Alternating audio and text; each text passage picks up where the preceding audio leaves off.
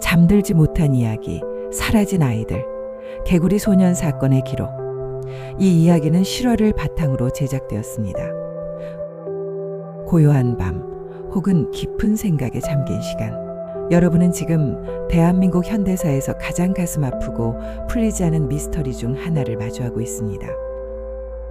오늘 우리가 이야기할 사건은 평범했던 하루가 순식간에 악몽으로 변하며 5명의 어린 생명이 감쪽같이 사라져버린 비극.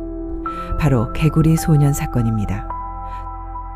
1991년 3월 26일 대한민국 대구. 그날은 화요일이었고 전국적으로 지방의원 선거가 치러지는 날이라 학교는 임시 휴교였습니다. 아이들에게는 모처럼 신나게 놀 수 있는 날이었죠.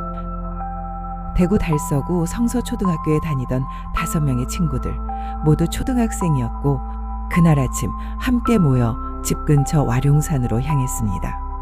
그들의 손에는 도롱뇽아를 잡기 위한 작은 통과 도구들이 들려 있었습니다. 봄이 오면 산과 개울에서 도롱뇽아를 채집하는 것은 그 시절 아이들에게 흔한 놀이였습니다. 처음에는 도롱뇽알이 개구리알로 잘못 알려지면서 이 아이들은 개구리 소년이라는 이름으로 불리게 됩니다. 아이들은 와룡산으로 향했습니다. 집에서 와룡산까지는 그리 멀지 않은 거리였습니다. 친구들과 함께 산에 올라 도롱뇽알을 잡고 자연 속에서 뛰어놀 생각에 들떠 있었겠죠. 그들이 향한 곳은 와룡산 세방골이라는 곳이었습니다. 오후가 되기 전까지 돌아오겠다며 집을 나섰던 아이들은 해가 지고 밤이 깊어지도록 집으로 돌아오지 않았습니다. 부모들은 불안해지기 시작했습니다. 처음에는 친구 집에서 늦게까지 노는 줄 알았지만 시간이 지날수록 불길한 예감이 엄습했습니다. 부모들은 동네를 샅샅이 뒤지고 친구들에게 물어보고 아이들이 갈 만한 곳을 찾아다녔습니다. 밤새도록 아이들의 이름을 부르며 동네를 헤맸지만 어디에서도 아이들의 흔적은 찾을 수 없었습니다. 다음날 아침 5 아이가 모두 사라졌다는 사실이 알려지면서 마을은 충격에 빠졌습니다. 부모들은 경찰에 실종 신고를 했습니다. 5명의 아이가 동시에 사라졌다는 심각성을 깨달은 경찰은 수사에 나섰습니다. 하지만 사건 발생 초기 경찰의 대응은 아쉬움이 많았습니다. 아이들이 사라진 지 하루가 지나서야 공개 수사로 전환되었고 처음에는 단순 가출로 보고 안일하게 대처했다는 비판이 일었습니다.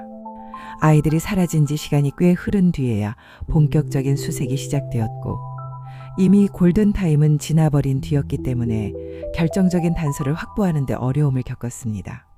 사건은 전국적인 관심사로 떠올랐습니다. 개구리 소년이라는 이름으로 언론에 보도되면서 온 국민이 아이들의 무사 귀환을 염원했습니다. 정부는 사상 최대 규모의 수색 작전을 벌였습니다.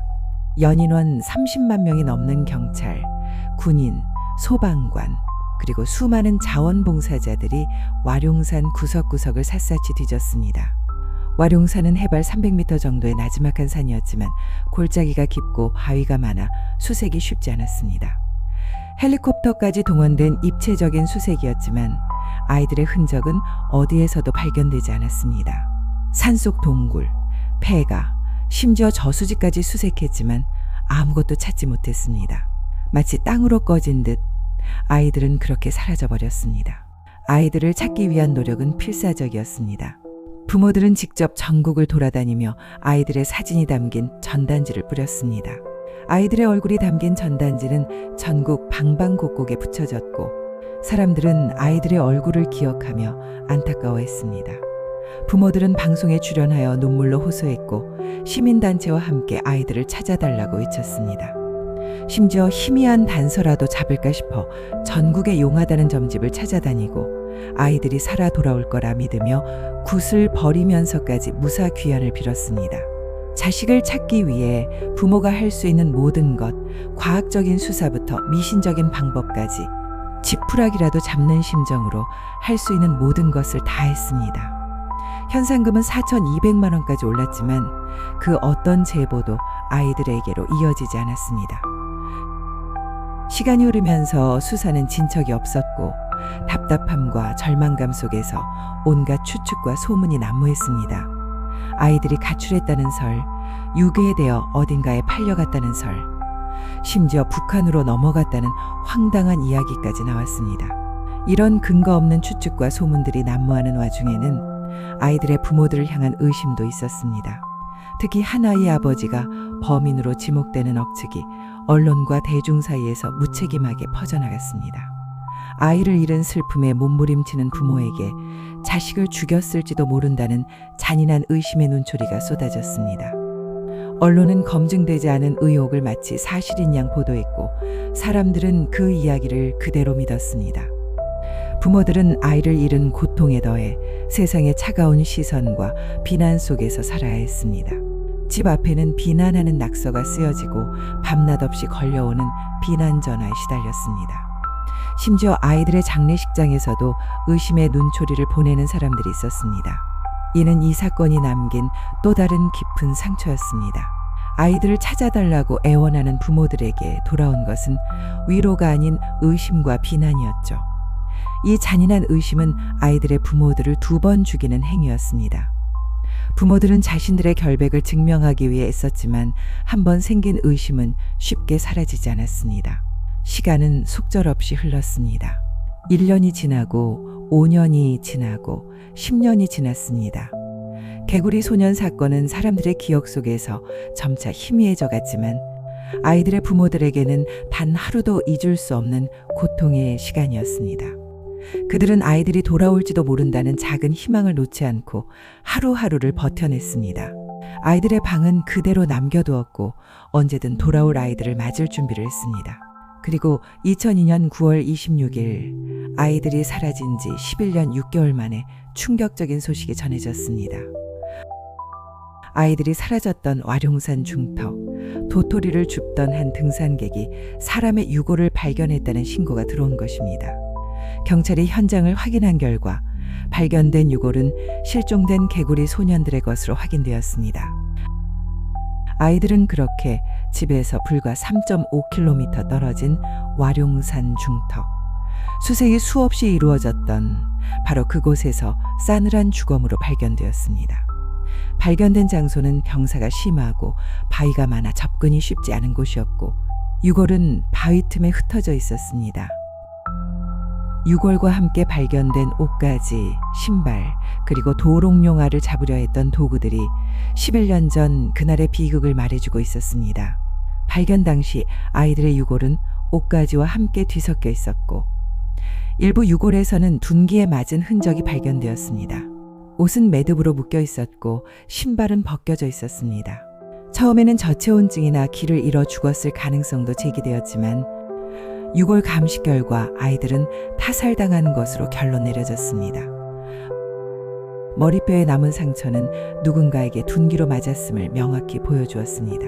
특히 두개골에서 여러 차례 강한 충격을 받은 흔적이 발견되었고 이는 단순한 사고로는 설명될 수 없는 명백한 살인의 증거였습니다. 아이들이 사라졌던 그날 산에서 도롱뇽아를 잡으려 했던 아이들은 예상치 못한 누군가를 만났고 그 누군가에 의해 무참히 살해당한 뒤 암매장되었던 것입니다. 발견된 장소가 수색이 수없이 이루어졌던 곳이라는 사실은 또 다른 미스터리를 남겼습니다. 시신이 뒤늦게 발견된 이유에 대해 여러 가지 추측이 나왔지만 정확한 이유는 밝혀지지 않았습니다. 혹시 범인이 시신을 옮겼을까? 아니면 수색이 허술했던 것일까? 의문만 남았습니다. 아이들의 시신이 발견되면서 수사는 다시 활기를 띠는 듯 했습니다. 특히 아이들의 유골에서 발견된 상처를 토대로 범행 도구에 대한 여러 추측이 제기되었습니다. 당시 범죄 심리학자인 한 교수는 온라인 커뮤니티에 올라온 글을 언급하며 버니어 캘리퍼스가 범행 도구일 가능성이 설득력이 있다고 주장하기도 했습니다. 버니어 캘리퍼스는 물체의 길이나 두께, 깊이 등을 정밀하게 측정하는 도구인데 이것이 둔기로 사용되었을 수 있다는 이야기였습니다. 또한 공업용 가위나 다용도 가위가 실제 살해 도구일 것이라는 새로운 주장도 추가로 제기되었습니다. 하지만 이러한 주장들은 어디까지나 추측일 뿐 아이들을 살해하는 데 사용된 실제 범행 도구는 끝내 발견되지 않았습니다. 현장이 오랜 시간 방치되어 심하게 훼손된 탓에 결정적인 증거를 찾기 어려웠고 범인을 특정할 만한 단서도 나오지 않았습니다. 사건은 다시 미궁에 빠졌습니다. 결국 2006년 3월 25일 개구리 소년 사건의 공소시효가 만료되었습니다. 살인죄의 공소시효는 15년이었고 아이들이 사라진 날로부터 15년이 되는 날 범인을 잡더라도 처벌할 수 없게 된 것입니다. 이 소식은 아이들의 부모들과 사건 해결을 염원했던 많은 사람들에게 깊은 절망감을 안겨주었습니다. 범인은 잡히지 않았는데 법적으로는 더 이상 그를 처벌할 수 없게 된 현실은 너무나도 가혹했습니다. 많은 사람들이 공소시효 폐지를 주장했고 결국 2015년 태완입법이 통과되면서 살인죄의 공소시효는 폐지되었습니다. 하지만 이 법은 개구리 소년 사건에는 소급 적용되지 않아 여전히 범인을 처벌할 수는 없습니다. 개구리 소년 사건은 그렇게 영구미제 사건으로 남게 되었습니다. 5명의 어린 생명이 왜, 누구에게, 어떻게 죽임을 당했는지 그 진실은 30년이 넘는 시간이 흐른 지금까지도 밝혀지지 않고 있습니다. 아이들이 마지막으로 보았던 얼굴은 누구였을까요? 그날 와룡산에서는 대체 무슨 일이 있었던 것일까요? 5 아이의 부모들이 겪어야 했던 고통과 슬픔, 그리고 풀리지 않은 진실에 대한 갈망은 여전히 우리 마음속에 깊은 울림으로 남아 있습니다. 사라진 아이들, 개구리 소년들, 그들의 이야기는 비극적인 역사의 한 페이지로 기록되어 우리에게 영원히 잊지 말아야 할 숙제를 남기고 있습니다. 그날 와룡산에서 무슨 일이 있었는지, 누가 아이들을 데려갔는지, 진실은 언젠가 밝혀질 수 있을까요? 비록 공소시효는 끝났지만 사건은 여전히 수사 중이며 많은 사람들이 진실이 밝혀지기를 기다리고 있습니다. 이 사건은 우리에게 묻습니다. 우리는 과연 이 아이들의 억울함을 풀어줄 수 있을까? 오늘 잠들지 못한 이야기는 여기까지입니다. 다음 시간에는 또 다른 흥미로운 역사 속 인물이나 사건으로 찾아뵙겠습니다. 편안한 밤 되세요.